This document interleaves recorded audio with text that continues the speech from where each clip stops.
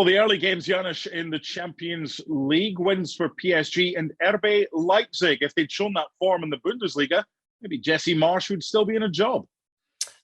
Yeah, maybe. I think, though, if you look at that, you want to give RB Leipzig a lot of credit. But I think it was in the other game that Kylian Mbappe single-handedly decided 2 matches within 7 minutes, right? Because they went ahead 2-0 against Bruges. And Leipzig, all the pressure was away, right, in terms of getting into Europa League, because they knew that score wasn't going to change. It didn't, of course. I don't know if that gave him a little bit of freedom. I think the other story, of course, is that it looked to me like City had absolutely no interest in playing this game. Yeah, Kyle Walker sent off, I suppose, is the biggest takeaway from that, because he will now miss the first game in the knockout stage. It's tough. You've already won the group, and they were appearing to go through the motions at times in that first half. They were better in the second half, but Kyle Walker's red card, that's a blow for them.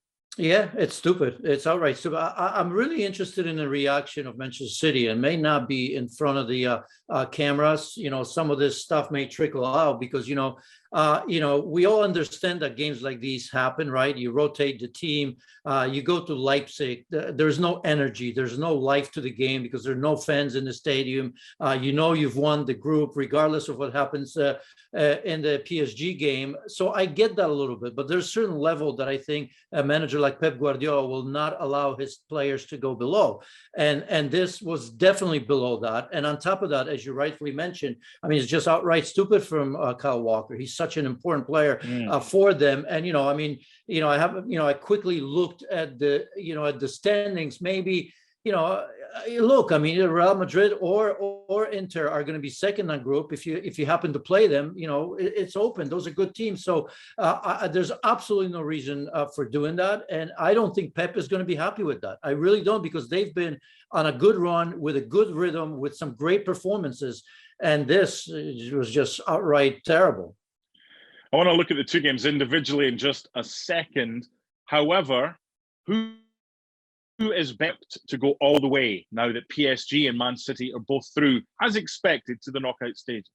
Look, I think both teams are going to be once again one of the favorites, right? We've seen it from Paris Saint-Germain. Semi-finalists and finalists in the last 2 editions. Now with the front 3, although today front 2, which is a whole other story. Manchester City are much, much deeper, I think.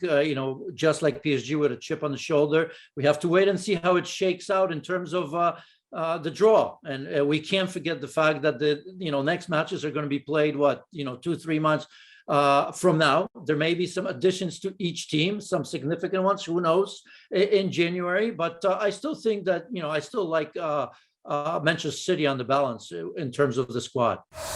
Thanks so much for watching ESPN on YouTube, and for more sports highlights and analysis, be sure to download the ESPN app, and for premium content and live streaming, subscribe to ESPN Plus.